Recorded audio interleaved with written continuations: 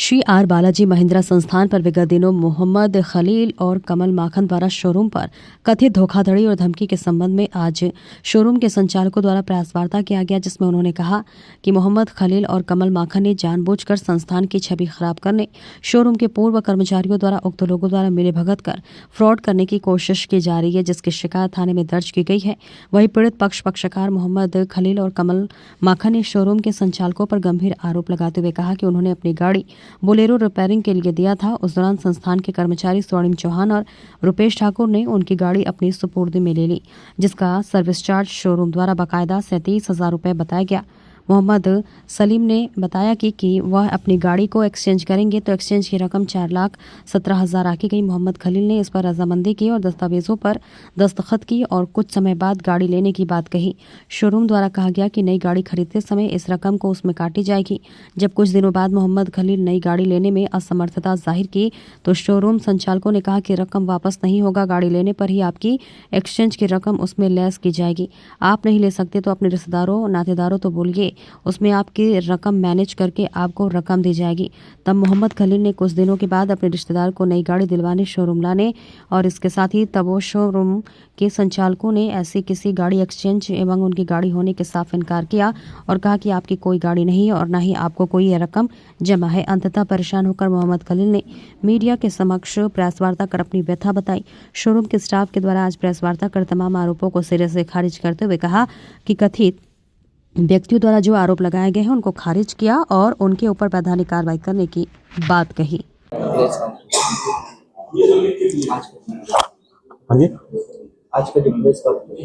आज का जो प्रेस कॉन्फ्रेंस हमने जो किया, जो स्पष्टीकरण देने के लिए बी आर बालाजी LLP की तरफ से मैं नीरज तिवारी, जैसा कि आप लोगों को बताया भी कि मोहम्मद खलील और कमल किशोर माखन हमारे एक शोरूम के कर्मचारी के साथ मिलकर धोखाधड़ी और उसको धोखाधड़ी करके जबरन हमारे शोरूम पे दबाव बनाकर बस्तर में नाम बदनाम करने की मीडिया के माध्यम से और बहुत सारे माध्यम से बदनाम करने की कोशिश कर रहे हैं और जबरन पैसा वसूलने की कोशिश कर रहे हैं। ये इसमें कमल किशोर माखन और रुपेश ठाकुर की मिलीभगत है और इस प्रकरण में हम इन दोनों पे कानूनी कार्रवाई कोर्ट की तरफ से भी करने जा रहे हैं अपने वकील के माध्यम से। रेस्पेक्टिव जो परपा थाना है उसमें भी ये कंप्लेन दर्ज है, ठीक है।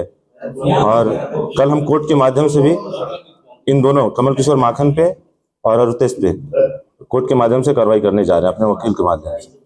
गाड़ी कौन बेचा, कौन है गाड़ी? खलील जी का गाड़ी बेचने वाला कौन है? खलील जी की गाड़ी स्वर्णिम चौहान और रुपेश इन लोग मिलके खलील जी के साथ ही बेचे। खलील जी को जानकारी है इस चीज की।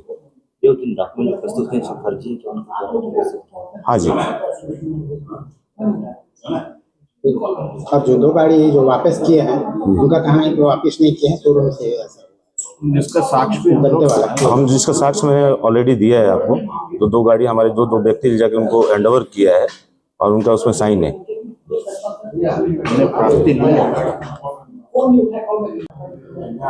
मैं मोहम्मद खलील खान बोल रहा हूँ कुंटा से, जिला सुकमा छत्तीसगढ़।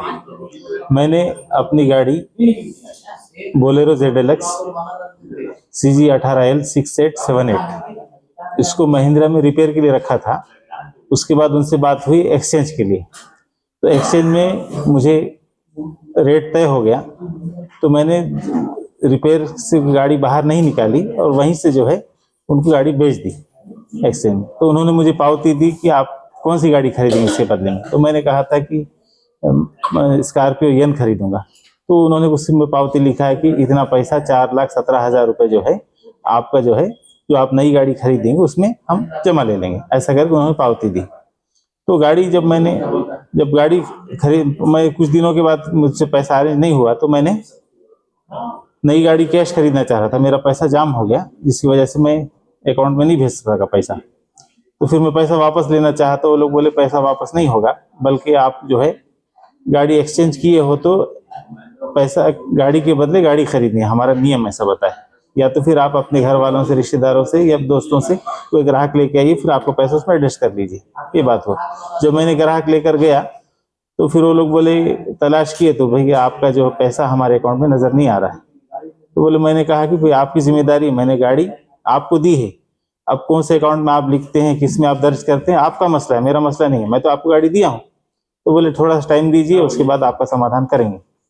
तो फिर इस तरह समाधान करने की बात हुई। तो फिर कुछ दिनों बाद, फिर 1-2 दिन के बाद मैं बोला क्या हुआ, तो बोले आपको कोई अमाउंट हमारे पास नहीं दिख रहा है, तो आप जो है थोड़ा सा धैर्य रखिए, हम आपको पैसा दिलवा रहे हैं। इस तरह से आश्वासन दिए और कुछ दिनों के बाद फिर इस तरह से बातें होती रही। तो उन्होंने आखिर में यूँ कहा कि भाई आपकी गाड़ी हमारे पास नहीं आई है और आपको कोई गाड़ी हमारे यार्ड में आपकी गाड़ी कोई नहीं आई है, हमारी कस्टडी के अंदर नहीं आई है, तो आप जिसको दिए उसको जानो। तो जो मैं तो दिया था उनके पास, जो उस समय क्या बोलते हैं वो, उनका जो कर्मचारी था रुतेश ठाकुर करके और स्वर्णिम चौहान करके, उनको दिया था। तो उनके कर्मचारी थे, मैंने शोरूम के अंदर दिया, तो शोरूम का मुझे पावती दिए थे। तो बोला ये आपको दिया हूँ मैं, तो उनको जानता नहीं हूँ, आप उनको रखें इसलिए आपके नाम से लोग लिए हैं। तो बोले आपकी गाड़ी हमारे पास आई नहीं है, आप कौन है जानते नहीं है, और आपके पास जो कागज रखा वो फर्जी है कि आपने हमारे स्टाफ को बाहर से बाहर गाड़ी भेजी है, जबकि मैंने शोरूम में गाड़ी रिपेयर के लिए लगाया था। और जो है वो गाड़ी रिपेयर होने के बाद उसका 37,000 बिल हुआ। वो बिल भी वो लोग जो गाड़ी मुझसे खरीदी उस रेट में एडजस्ट किए थे। आज वर्तमान में गाड़ी वो लोग महिंद्रा शोरूम से ताज मोटर्स को सेल हुई है और वहां से कोई नन्हेलाल कुंजाम करके कांकेर के हैं, उनके नाम पर गाड़ी दर्ज है। जब हमने संपर्क किया तो सब बोले कि हम शोरूम से खरीदे हैं। नन्हेलाल ने कहा कि मैं ताज मोटर से खरीदा हूँ, ताज मोटर से कहा कि मैंने महिंद्रा शोरूम से गाड़ी खरीदी। तो ये लोग जी शिकायत की है? हाँ, शिकायत मैंने इसके हताश होकर, कोई समाधान नहीं हो रहा था और उनके मालिक से बात किया तो वो भी ऊपर बात किए, कोई सटीक जवाब नहीं दिए। तो मैंने हताश होकर थाने में मैंने शिकायत दर्ज कराई। ये 21 जनवरी 2026 को मैंने शिकायत दर्ज कराई। अब तक वो बोल रहे हैं जांच हो रही है, बीच में कुछ बहुत सारा हम बिजी हैं, ये काम ऐसा बोलते हैं कि आपको, वो भी कह रहे थे कि आपका मसला कोई बड़ा नहीं है तो सीधा हम हल कर देंगे, ऐसा हम बात कर रहे हैं, जांच होगी आपको पैसा मिल जाएगा, ऐसे आश्वासन तो दिए हैं थाना वाले। लेकिन अब तक कोई जो है कार्रवाई नहीं हुई है, ना ही मुझे कोई पैसा मिला है, ना गाड़ी मिली है, ना कोई। और मैं जो है लगातार ये विगत 2 वर्षों से मैं इस समस्या से जूझ रहा हूँ और कम से कम 15 से 20 बार जो है मैं इस काम से कोंटा से जगदलपुर आना हुआ है और आने जाने का खर्चा अलग, उसके बाद यहाँ ठहरने का खर्चा अलग, खाने का खर्चा, इस तरह से मुझे आर्थिक नुकसान पहुंचाएगा। दूसरा जो है, इतने देर के लिए मैं मानसिक रूप से अपने कामकाज को छोड़ के नया काम मुझे मिला है, इसके लिए आना पड़ रहा है।